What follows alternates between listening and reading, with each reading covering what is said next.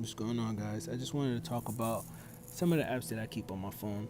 The first page is pretty standard, the main apps, the mail, photos, camera, calendar, the stuff that I use on a day to day to keep me, pretty much keep me in the loop.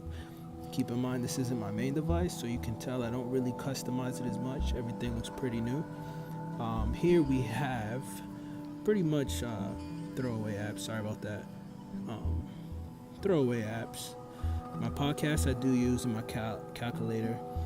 The rest of these I was mainly testing out. Those were some of the first apps I downloaded to play around. Mario I do play a lot of the time. The extras folder hasn't been touched. As you can see, everything is kind of the same as if it was brand new out of the box. I didn't spend a lot of time moving stuff around on this device. And then next we're going to move on to my third screen. That's my productivity side.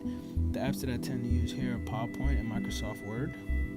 Everything else I was just kind of testing out.